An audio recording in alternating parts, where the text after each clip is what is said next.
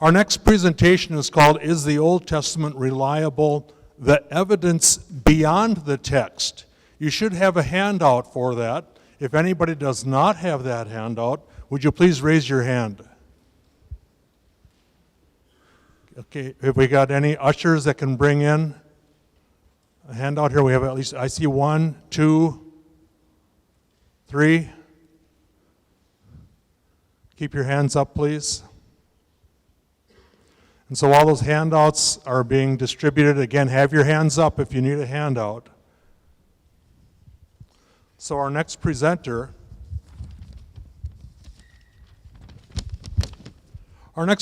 is Professor Alan Quist. He was a professor, and is a professor still, but a professor of religion, philosophy, psychology, and political science at Bethany.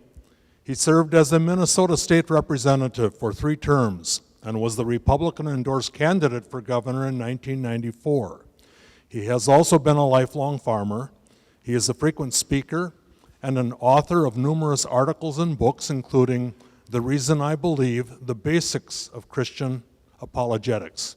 He and his wife Julie have 10 children and 47 grandchildren. Welcome, Professor Quist.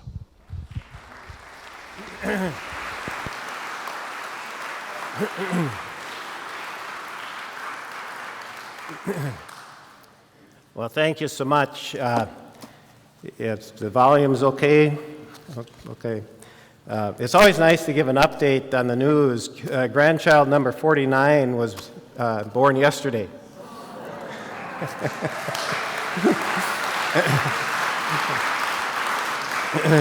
That was Marissa. And number 50 is due in a couple of weeks, Julie Amanda. 50 is a nice round number. I don't know if I should be here or not. I mean, first my colleague Ryan McPherson says my speech is unnecessary. And then my dear friend Norman Madsen comes up to me and says, I see the question is the Old Testament reliable? Yes. And I said, are you implying I should just come up and say yes and to sit down? You got it. But I won't get paid if I don't say something. Some of us have been here at convention for the last 3 days, and a nice thing about that is you get a chance to talk to people. And believe it or not, I always try to listen to what people say. And when you hear the same thing from 2 different people whom you respect, it makes an impact. Well, 2 different people said to me that what we need is something simple. When we talk to people, something simple that we can use to share Christ. Maybe something written that we could give them, or something written where we could sit down together and just go through it, in a couple of minutes. So why don't you put together something simple? So last night, bowing to popular demand, I wrote down a little piece called 10 Reasons for Believing that the Resurrection is True. And I almost wasn't going to read these because I don't want to steal the thunder of Michael Berg, who's going to talk a lot about the reasons for recognizing the truth of the New Testament. But, you see, I have a different purpose than he does. And I'm going to give that different purpose in a new title for my speech. This, is the Old Testament reliable? Yeah, that's not jazzy enough. So I'm going to retitle it, How to Evangelize an Atheist. And so I put together this 10 reasons for believing that the resurrection is true, and every one of the 10 can be verified without the Bible. Because according to the polls, 95% of atheists don't believe the Bible is true. I don't know why it's not 100%. But that's what Gallup found. So when you're talking to an atheist, you can assume 19 out of 20 don't believe the Bible is true.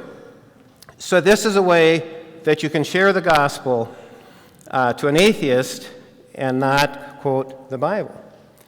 Now, some of you may have a problem with that.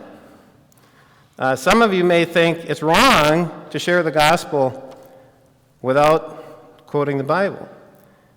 Well, and I'm going to do something. I don't know how many speeches I've given in my life. It's been a ton.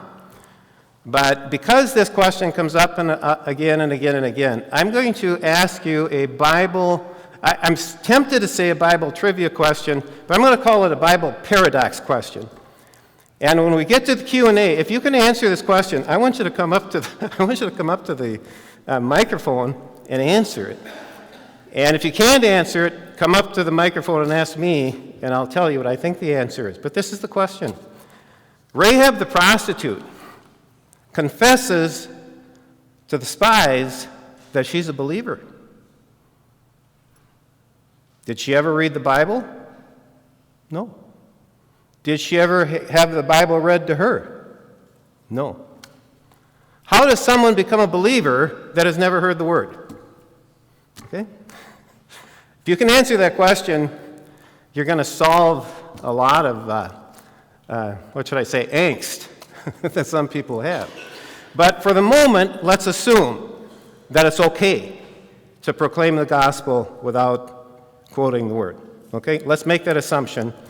And before we're done here, I think we're all going to be comfortable with how that works.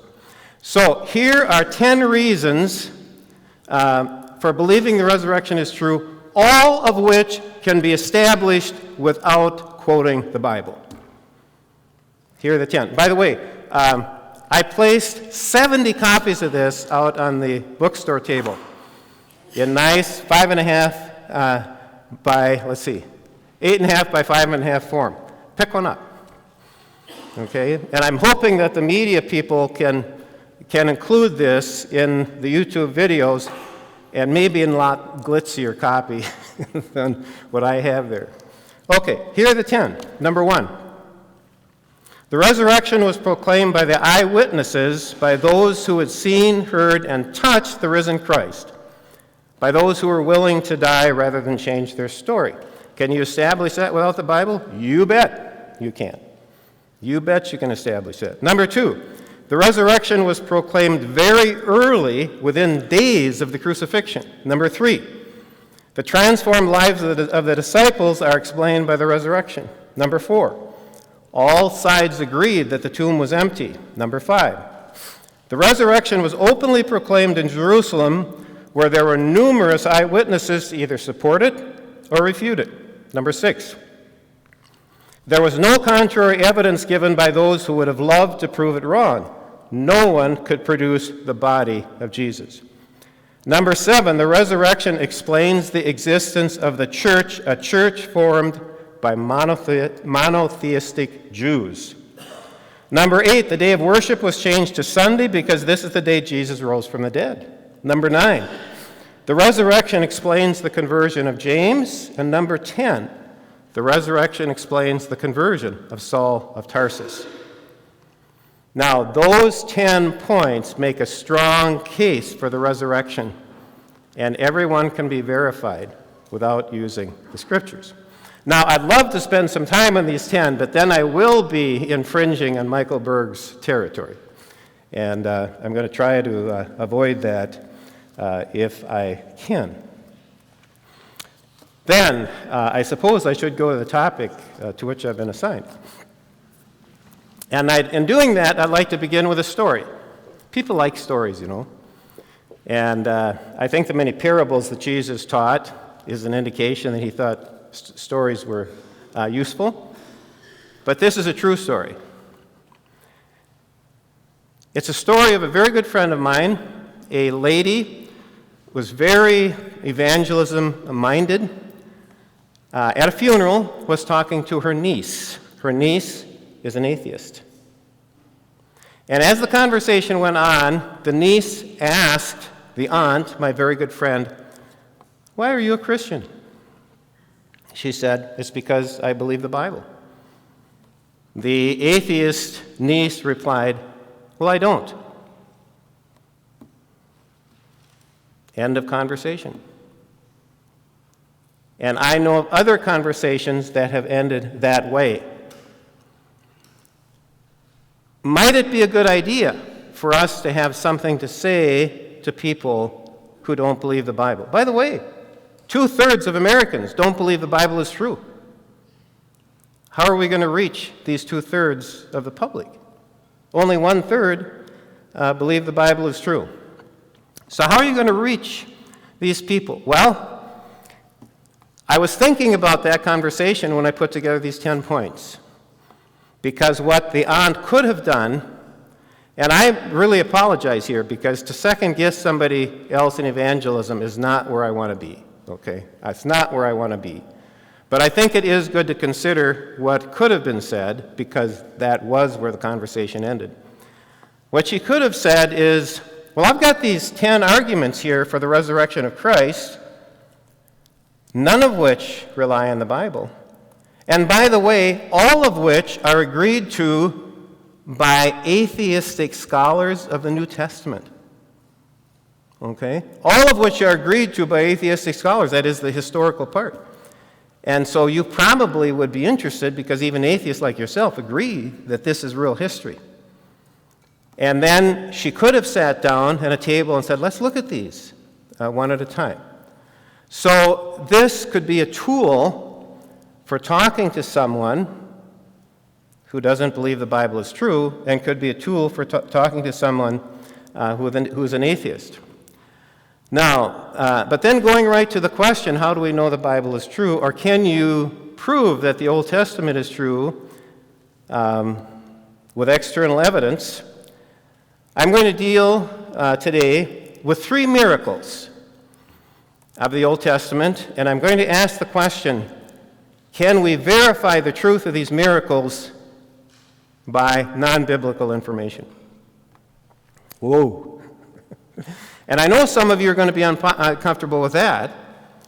I hope not. But let me just point out that the Apostle Peter, in his Pentecost speech, verified the truthfulness of Jesus' miracles by saying, as you yourselves know.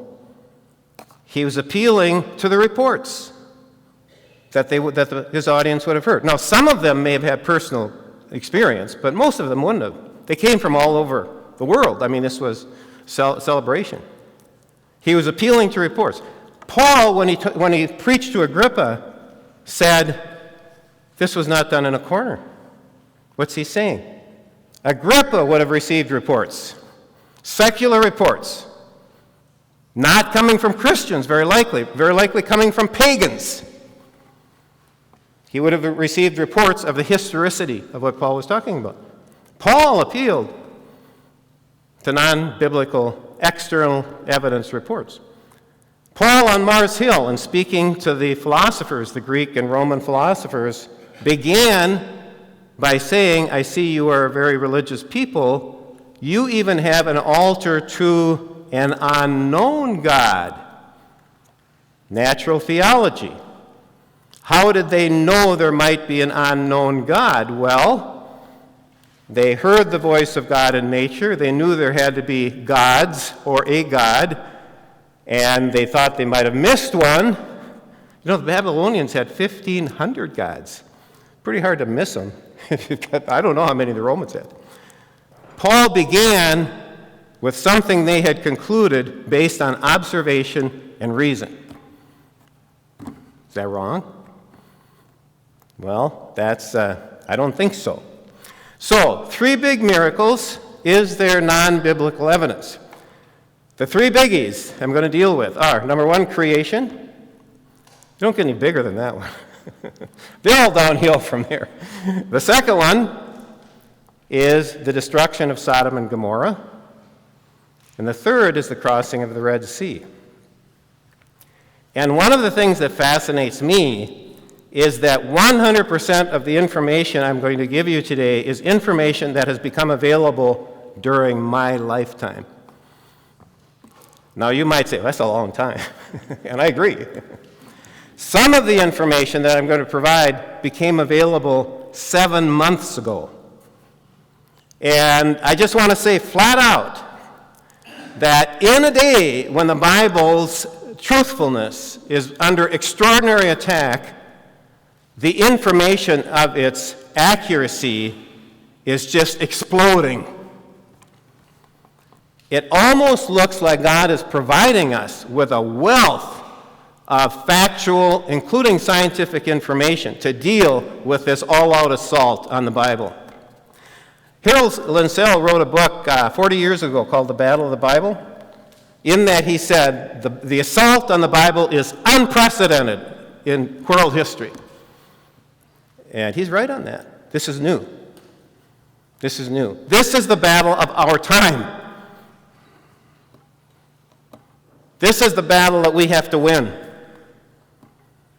And if we aren't engaging in the battle where the battle is actually being fought, we are not engaging in the battle at all. Okay, well let's start with creation. Let's hope that this atheist is willing to have some ongoing conversation. The atheistic niece. Let's hope she's willing to have some ongoing conversation with the aunt. This aunt is, by the way, is a very, very knowledgeable individual. But let's start with creation. And in doing so, I want to tell another story, another true story. I want to tell another story. And this is the story of Antony Flew. Antony Flew referred to himself as the world's most notorious atheist. Boy, that's a pretty ambitious title. Okay. But he's probably right. Probably he was the world's most notorious atheist. And again, now, keep in mind, I have atheists in mind. How do we reach atheists? How do we reach the people that don't believe the Bible is true? That's where I'm coming from. The 1/3 of the people who believe the Bible, they're relatively easy to reach. How about the other 2/3? So anyway, let's suppose you or I were talking to this atheist girl, and we might want to ask, do you want to hear you interested in hearing the story of Antony Flew? She probably knows who Antony Flew is.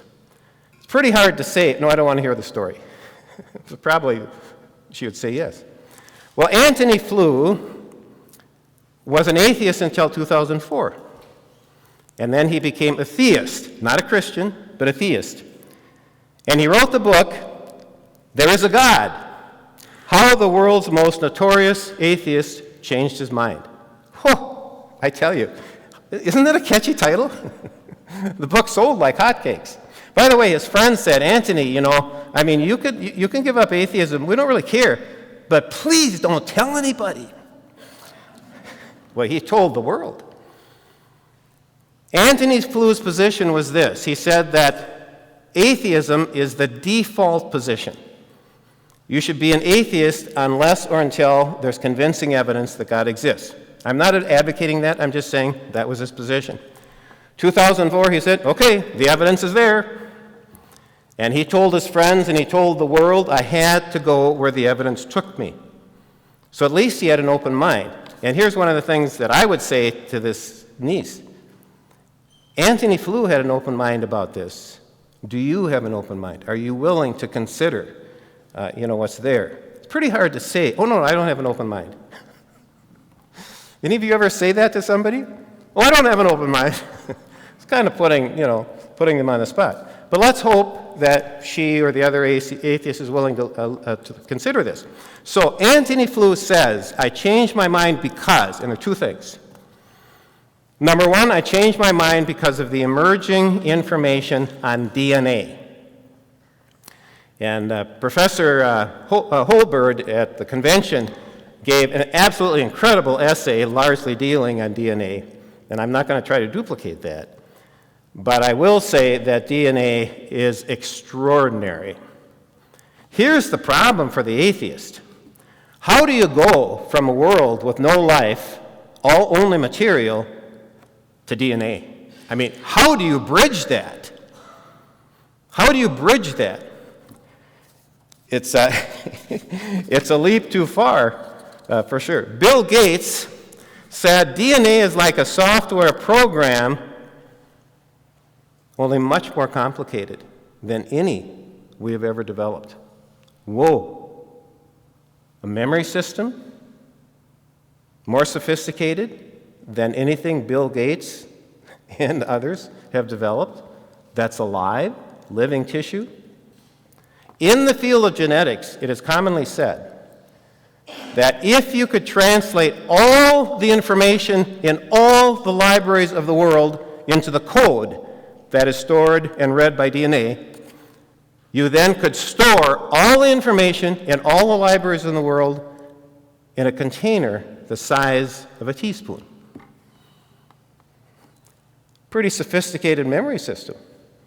And then they add, you could take all the information on the World Wide Web, and that would fit in there too. More complicated, sophisticated than anything we've developed? Yes. So, evolutionists, atheist materialists, have talked about a lightning strike, boom, hitting the atmosphere with just the right gases, okay? Miller-Urey experiments, a lot of you are familiar with those. And voila! The building blocks of life have begun. Really. With a lightning strike, you're going to create a memory system more sophisticated than any we have devised so far with a lightning strike. I think it's curious, very curious, that people like Richard Dawkins say that we have an Alice in Wonderland worldview. Really. If this isn't Alice in Wonderland, what is? Impossible. Can't be done. Absolutely can't be done. Now, as amazing as DNA is, but before I go there, let me back up a step. The atheists also have to go from matter to a living cell. I mean, Darwin started with life. Darwin said nothing about how life began. He started with life. And Darwin's bulldog, his main apologist, Ernst Haeckel, said that a cell is nothing more than a globule, simple globule of protoplasm. Makes the cell sound like a piece of Jell-O. Is that what it is? Is that what it is? You think the atheists know anything about how life began? The simplest cell is more complicated than the vehicle you drove or rode in to get here. A single cell is more complicated than the computer and the word processor that I use to write this outline. We know that today. By the way, what I'm saying here, this is not theory, this is not opinion. Everybody in the field of biology will agree with that. That's how complex it is. You're going to go from something more complicated than my computer with a lightning strike? That's not Jell-O? Can't do it. And so, Antony Flew said, you just can't make that jump. There's got to be a God.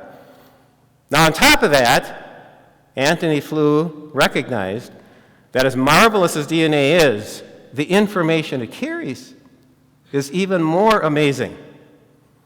Example, Stephen Meyer, head of the, it's the Discovery Institute, said that the simplest cell has 200,000 bits of information to live and reproduce. The simplest cell. Let's go back to the lightning strike. You're going to create 200,000 bits of information with a lightning strike? I mean, Alice in Wonderland, that really is where we are. And this is why people like Dawkins increasingly are saying, well, maybe extraterrestrials seeded life on Earth. Why don't you say Alice? Okay? Why don't you just say Alice when she was in Wonderland? I mean, it's just as reasonable. That's where they are. Creation of life science began 60 years ago. In 60 years, it has made no progress because it's facing an impossible task. And I would just say, if you're working on something for 60 years and make no progress, I think you and I would say, maybe we're barking up the wrong tree, to use old farm language. Maybe we should look someplace else. But again, Antony Flew says, you can't do it. There's no way you can get this information without a God. That is why Antony Flew said, the information drove me to this conclusion. Ladies and gentlemen, the 20th century was the century that dealt with the origin of species. The 21st century is the century that deals with the origin of information. And on that question, evolution has nothing to offer. Zero. And so evolution is not only wrong, it is irrelevant. That's where we are. That's where we are. So, again, Stephen Meyer says, evolution cannot survive the information age. Well, it depends on how Alice in Wonderland they want to be. So, is there convincing evidence that Genesis 1:1, in the beginning God, is there convincing evidence that it's true? Yes, there is. Yes, there is. Both David in Psalm 19 and Paul in Romans 1 said that the existence of God is observable in nature. Science is supposedly based on observation. The existence of God is observable in nature. That has never been more true than it is today. Okay? And, as an old debate judge and debate coach, I'm going to say the evidence here is so slam dunk, it's not debatable. It's not. And we as Christians need to know that science has verified our position and disproven that of the materialists, the evolutionists. Science has verified our position. Why? Because the existence of God is observable in nature, just like David and Paul said. Okay, that's miracle number one. Let's go to miracle number two, Sodom and Gomorrah. 2 generations ago, the skeptics said that Sodom and Gomorrah never existed. Why? Because they're never mentioned outside the Bible. That's pretty dangerous position to be in. And then in 1974, the excavations of the ancient town in Syria called Ebla revealed trade records between Ebla and Sodom and Gomorrah. Oh, that kind of disproved. Does that disprove their position? If they're trade records, you think that's with fictitious towns? I don't think so. Since then, other records have come forward that have demonstrated that Sodom and Gomorrah were real. However, in November of 2018, a team of scientists reported their findings on the excavations of Sodom and Gomorrah, a 10-year study by secular scientists. They wanted to find out what happened to Sodom and Gomorrah. How did two big cities disappear almost without a trace? How can this happen? So for 10 years, they studied this, and in November of last year, the lead scientist, by the name of Sylvia, reported their findings. And I want you to know I never saw hide nor hair of their reports in the mainstream media in the United States. All the information I'm going to now give you is from Israeli publications. And this is information, that's come out only in the last 7 months. Everything I'm going to quote is from Israeli publications. I've got a lot of the footnotes on the bottom of the outline. The team reported, this is what we found. The cities of Sodom and Gomorrah were destroyed by a heat burst, also called an air burst, a ball of fire, they said, and everything in Sodom and Gomorrah was destroyed in an instant. Fire from the sky? Yep, that's what they said. How did they know that? Well, clay was melted into glass. Zirconium crystals were formed inside the glass that had been melted off the clay. People, animals, buildings, tools were vaporized with the exception of little charred fragments that remained. Whoa, pretty heavy. So then they asked, how could this have happened? And they said, here is what we think is the most likely explanation. 110 years ago, a meteor explosion occurred over Siberia. Now, what I'm talking about is a meteor explosion is a meteor explodes 3, 4, 5 miles above the earth and never strikes the earth, but it creates a huge fireball on the surface. This meteor explosion in Siberia destroyed 700 square miles of forest instantaneously. Now, you want to know how much that is? That's bigger than Blue Earth County. They said the energy in this meteor explosion in Siberia was 1,000 times the energy that was released by the atomic bomb over Hiroshima. Now, we're talking about a pretty big bang. And they said what we're seeing here in Sodom and Gomorrah looks just like what has been observed there in Siberia. Now, skeptics said, we don't buy that because there would be a crater if there had been a meteor. Guess what? The airburst from a meteor explosion doesn't leave a crater. It never hits the earth. It's just an extremely hot fireball. Did I say this? They said the fireball, the temperature may have equaled the temperature at the surface of the sun. That's pretty hot, okay? That's what they said. So they said that's the most likely explanation. Now, given that likely explanation, I would like to read from the book of Genesis the description of what the angels said and did for Lot and the two daughters and his wife. And I want you to note the urgency that the angels expressed in what they were doing and in their conversation, okay? I'm going to read this, just a short section, Genesis 19, 15 to 17. With the coming of dawn, the angels urged Lot, saying, "Hurry!" Exclamation point. "Take your wife and your two daughters who are here, or they will be swept away." Ryan McPherson is the one to ask this, does the Hebrew language have a word for vaporized?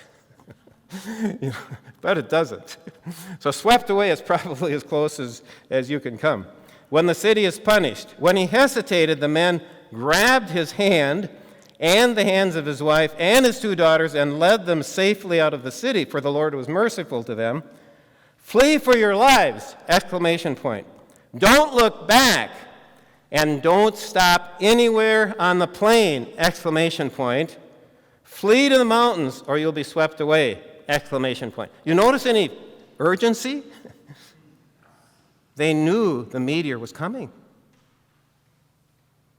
They knew it was coming. Lot and his family did not. Interestingly, they said, not only leave the city, leave the plain. Go to the mountains. The entire plain, ladies and gentlemen, was vaporized. Not just Sodom and Gomorrah, but the other three cities on the plain. And this plain had been a very fertile garden. Lot called it Eden, Garden of Eden. And the plain was so devastated that nothing grew there for 600 years. The scientists also said that it created such a shock that the Dead Sea, which is close by and was much higher then than it is now, had a tsunami in all directions and washed over the remains of Sodom and Gomorrah, and everything is covered with a layer of salt because of the tsunami of the Dead Sea. Now, I want you to know what the Israeli publication said. They said this research finding validates, proves the accuracy of the account of the destruction of Sodom and Gomorrah in Genesis. I do not think that's an overstatement. I think that is a fair statement to have. Look at how far we've come from where the skeptics denied they even existed. Pretty amazing. Last miracle I want to deal with, crossing of the Red Sea. And here, I don't give you any text on my outline. I give you a map and photographs. Okay? Because that's going to largely tell the story. On the upper left, and by the way, I apologize for the small map, but, you're so used to reading phones, I figured, I figured you'd feel comfortable with a map the size of the map you get on a phone. Right out of the chute, I have to tell you that understanding the crossing of the Red Sea requires that we correct the location of Mount Sinai. For 1,600 years, the church has had the wrong location for Sinai. Amazing, truly amazing. But the map you have in front of you is accurate. By the way, your maps in the King James Bibles are wrong. Your maps in the NIV are wrong. The maps are not inspired. The maps are the opinion of editors. Don't be surprised. But the maps, I haven't checked other versions. If I did, I think I would find the maps in all the versions are wrong. I think that's what I would find, but I haven't checked any besides those two. But the map in the upper left is correct, and I want you to look at it briefly. At the top is the Mediterranean Sea. At the bottom is the Red Sea. And then you'll notice that there are two, I'm going to call them fingers, that come out from the Red Sea on the top. They look kind of like the victory sign that you could form with your hand. Looks kind of like that. The body of water in the left is the Gulf of Suez. Question. At what point in the Red Sea does the Gulf of Suez connect? Does the Suez Canal connect? Who's buried in Grant's tomb? This is where the Suez Canal connects the Red Sea and the Mediterranean. The Gulf on the right is the Gulf of Aqaba. The Israelites crossed the Gulf of Aqaba. And I'm going to demonstrate why that's true. Now, in the middle of the map, you're going to see the wilderness of the Red Sea. See that? Wilderness of the Red Sea. The traditional sighting from Mount Sinai is about where the word "the" is on the wilderness of the Red Sea. That's the traditional sighting. Guess how that sighting was determined? It was determined by Emperor Constantine in a dream. Isn't this wild? I mean, this is, whoa! Yeah. So he sent his mother down to the wilderness of the Red Sea to find the exact mountain based on a dream that he had. How does that fit with Scripture alone that Lutherans hold to? Not real well. I want to say categorically, ladies and gentlemen, there's absolutely no evidence at all that Mount Sinai is in the wilderness of the Red Sea. By the way, that today is called the Sinai Peninsula, after the supposed tourist trap, the supposed Mount Sinai. Now, how do I know that's the wrong sighting? Well, I take the Bible literally. When God spoke to Moses in the burning bush, he said, "You are going to set my people free, and you are going to worship me on this mountain." Where was he? He's in Midian, now part of Saudi Arabia. On this mountain. Paul in Galatians says that Sinai is in Midian, not in the wilderness of the Red Sea, in Midian. Josephus says Sinai is in Midian. Midian is in Arabia. Midian is to the right, to the east of the Gulf of Aqaba. Ladies and gentlemen, this is not debatable. Not debatable. And scholars who have studied this say there's no doubt about this at all. Sinai is in Midian. So for 1,500 plus years, the church has not had the correct positioning of Sinai, and as a consequence, for 1,500 years, the church has not been able to trace the journey of the Israelites because they had the wrong location for Sinai. I had a hunch you might hear some things you haven't heard before. Just hang on. Just hang on. Because there's more. So, the map, like I say, is correct. And before I look at the specifics there, I want to make this point. I think you know that you can take the book of Acts today in one hand and you can trace all of Paul's missionary journeys. I think you know that. And many people have done that. Paul Meyer, the great scholar, for one, has done that. You can take the book of Acts, you can retrace all of Paul's missionary journeys.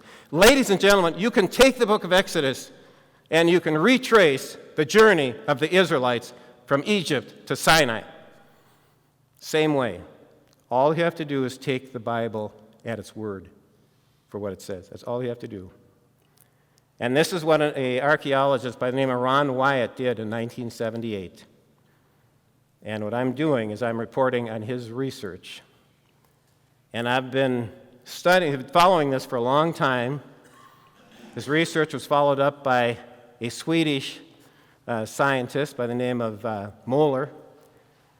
And in the last, 10 years, numerous people have checked their work and have said, yep, they got it. I mean, and if you want to, you can verify their work and you can trace the journey with the Bible in your hand, except you're only going to get to the Gulf of the Sea, Red Sea, because you're not going to get into Saudi Arabia unless you've got better political connections than I have. But anyway, let's look at this map now and retrace part of the journey of the Israelites. Upper left, they left Goshen, which was renamed Ramses after they left. Now notice the direction they're heading. They're heading east. They're heading southeast to Succoth. Notice the direction they take from there. They go a bit south, okay? And ladies and gentlemen, there are two ancient highways that go east from Succoth. One is the way of the Philistines. You see the way of the Philistines on the top of the map? And God told them not to go that way because if they saw war, which they would have if they had gone the way of the Philistines, they might have turned back and gone back to Egypt. Plus, keep in mind, these were slaves. These weren't soldiers. They probably had very little in terms of military equipment.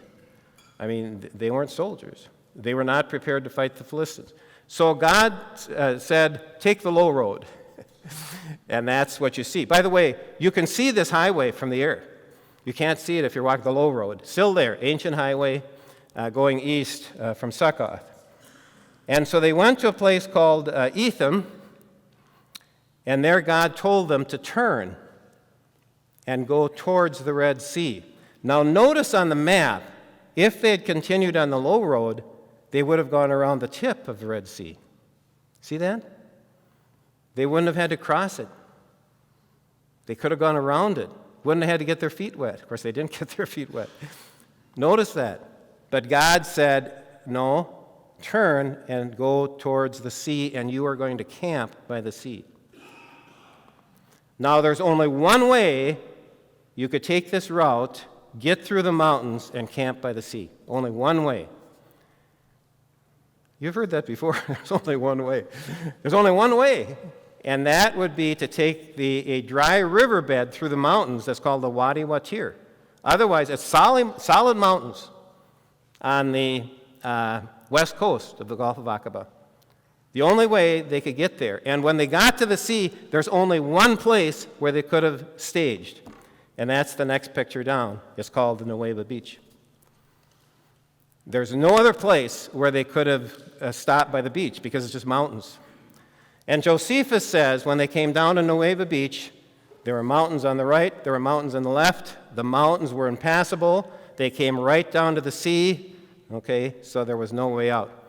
I don't know about this, but I sometimes wonder, is this where the devil, between the devil and the deep blue sea idiom came from? I mean, they were between the devil and the deep blue sea, if you take Pharaoh and his crowd as the devil, and the deep blue sea being the Red Sea, the Gulf of Aqaba. Now, I just want to call attention to the other two photographs, and then I'm going to read some of the text in Exodus. Upper right is the photograph of the gold plating of a chariot wheel. And that photograph is taken on the underwater land bridge off the Gulf of Aqaba. Whoa. The lower right is the coral that formed on an artifact in the Red Sea off the beach of Nuweiba. And you will see the coral follow the shape of the object to which it attaches itself, which is an axle that has a wheel on the top and a wheel on the bottom to support it. This is the axle and wheels of one of the chariots. And the Red Sea off of the beach of Nuweiba going across is a literal graveyard of junk left from the chariots. Horse bones, human bones, mostly junk from the chariots.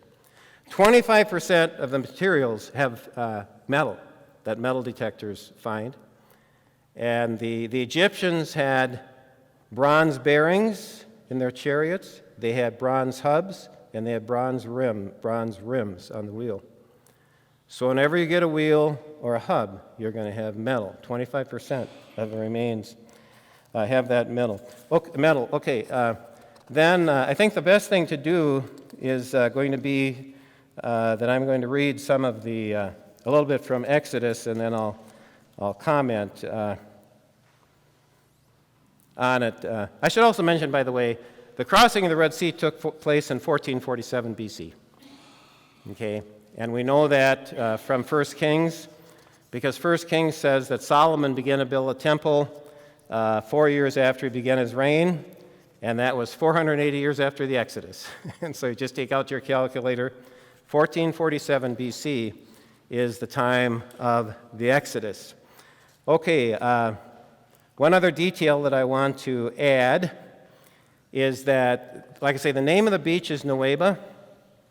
7 miles long, 4 miles wide. So you have 28 square miles of sand and gravel. Perfect place for the Israelites to stage. Older maps give the full name of the beach. The full name is Nuweiba al-Moziyina, which means the waters of Moses' opening. That is the name of the beach.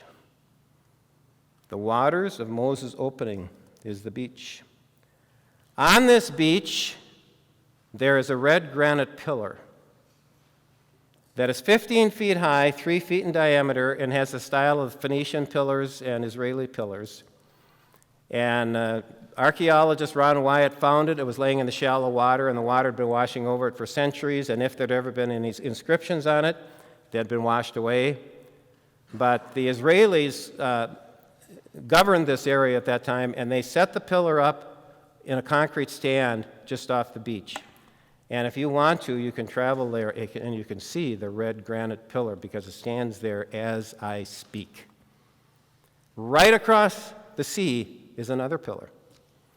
Also red granite, matching in style. This one was still standing and has an inscription on it.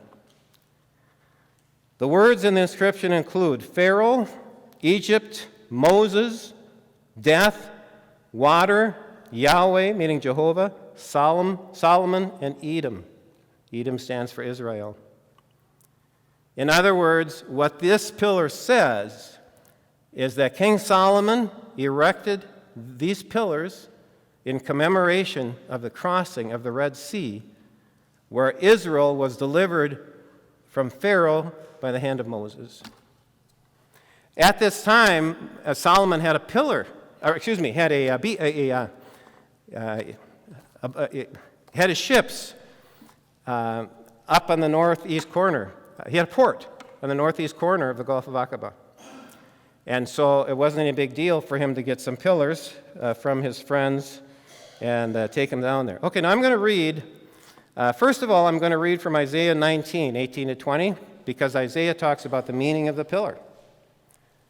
And I will admit, I have read Isaiah a number of times, and I never had any idea what this meant until I understood the crossing of the Red Sea. Here's what Isaiah said.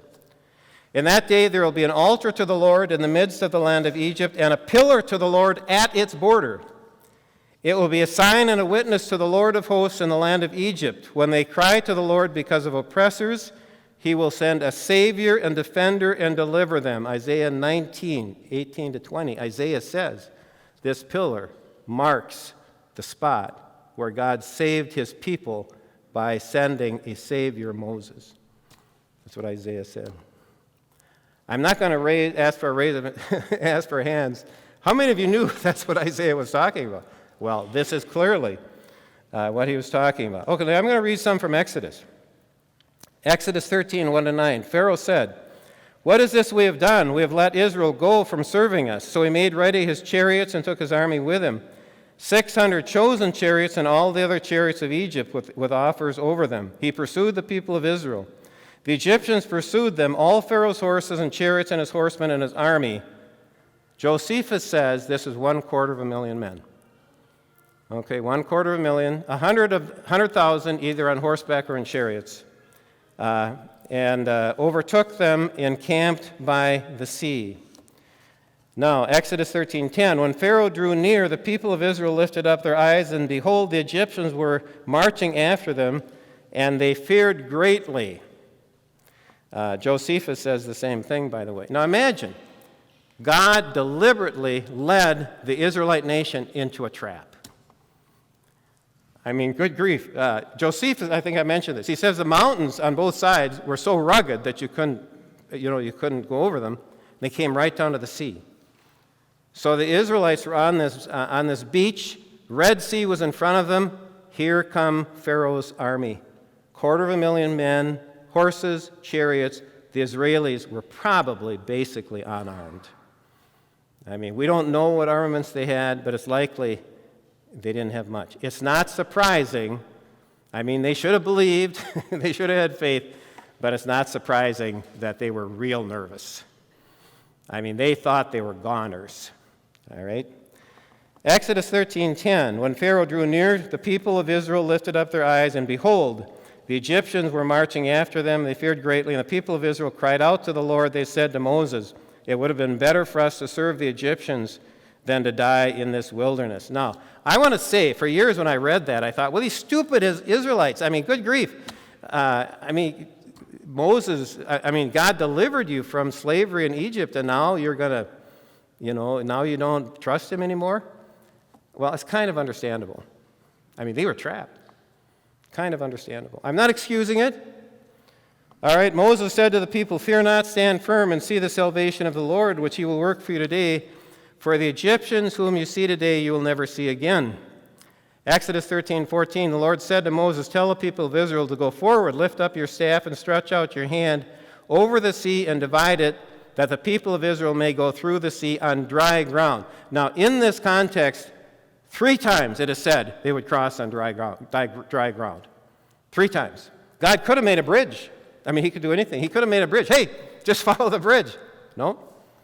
You're going to go across on 5 minutes or stop? Well, 7 until you're done. Excuse me? We've got 7 minutes if you want questions. Okay, without questions. You can ask me tonight. 7 minutes. Okay, here we go. 3 times it says dry ground. How could this take place? The Gulf of Aqaba is a mile deep. Where they cross, it's 8 miles wide, it's a mile deep. You know what that's like? The Grand Canyon is a mile deep. Even if you push the waters aside, are you going to take 2 million plus people over the Grand Canyon overnight? I don't think so. At this spot, there's an underwater land bridge where it's 1,000 feet deep. And the theory is, and I think it's probably a good theory, that the dry riverbed on the west side is matched by a dry riverbed on the east side, and that flash floods, and probably the flood, washed sand and gravel over the years and formed this land bridge. No muck, hard bottom, 1,000 feet deep, that's still pretty deep, but nice road. 1,000 feet deep, that means the grade never exceeded the grade on ramps for wheelchair accessibility in our country. They could zip right across. This is the only place where they could have crossed the Red Sea. On dry ground. I mean, God didn't draw a bridge. The only place, all right? Now, we're told then that this is where they crossed. This means in the middle of the Red Sea, and Exodus says, there were walls of water. You know what that means? Those walls of water were 1,000 feet high. Whoa, that would be pretty scary, especially if you're an Egyptian. And then Exodus goes on to say that the wheels of the chariots of the Egyptians got clogged, okay, or buried or stuck. Now, most translations say the wheels came off. That's not right. Because the next statement is, and the chariots pulled heavily. If the wheels had come off, they would have tipped. All right? And by the way, the NIV, and we're critics of the new one, and I agree with that. The new one got it right because it says the wheels got clogged. The older one says the wheels came off. See? They got it right. All right. So, the only place they could have crossed, now you've got the Egyptians coming across. Imagine the Egyptian army, walls of water, 1,000 feet high, and all of a sudden, and their chariots, they could normally zip along at 30 miles an hour. And if it were me and I saw walls of water 1,000 feet high, I would say, I'm getting through here as fast as I can. Now your wheels are getting clogged, and you can hardly move. Exodus says they panicked. Really? No surprise. Then Exodus says a bit later that their bodies washed up on the shore. Okay, warm water, their bodies would have bloated pretty fast. They came washing up on the shore. Guess what? Their swords, their shields would have been strapped to their bodies. All of a sudden, you now have an armed Israeli people. Now they're ready for the wars, the battles that they have to face. Okay, now I've got one more comment that I need to make, and then that'll be it. I could make many more. No, maybe not. Yeah, so if you've got the book of Exodus in your hand, you're following their trip to Sinai. The book of Exodus says that when they left the Red Sea, they went 3 days' journey, and they came to an oasis that was called Mara. And the water was too bitter for them to drink. Moses put a branch in the water, it became sweet. That oasis is still there. It's 3 days' journey from this spot, and the water is still bitter because of minerals in it. It's not poisonous, but you're not going to drink it because it stinks with all the minerals. Exodus says then they went another day, and they came to Elim, where there were 12 wells and 70 palm trees. Ladies and gentlemen, if you can get into Saudi Arabia, you can drink from one of those 12 wells. The 12 wells are still there, and they're still 12. Now there are 200 palm trees. Well, proliferate a little bit over 3,500 years. Let me just say, the archaeological confirmation of the crossing of the Red Sea is phenomenal. And when you know where Sinai is, everything fits perfectly. I think it really happened, just like the Bible said. Keep in mind that all of this is a type of Christ. Okay? The deliverance of God's people by his chosen Savior is a prophecy by type of Jesus. And it's the Old Testament gospel in which lies the power of God unto salvation for all who believe. Do we have any time left, Tom? Well, let's use it. First of all, thank you, Professor Quist.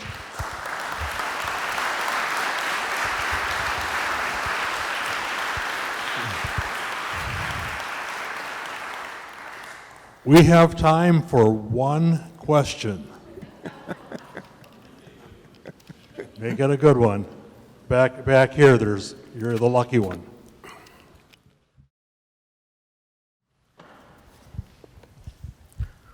Sir, you talk about in your pamphlet we need to use reason to argue for the existence of God and the gospel. What is your favorite philosophical argument for the existence of God?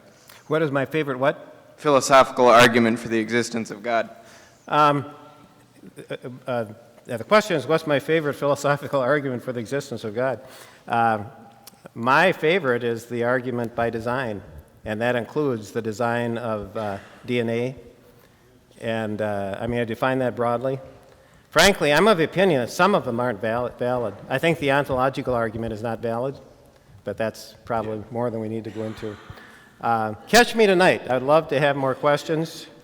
I gave you just a fraction of the information. So give me a chance tonight to say more. Okay? Thank you again.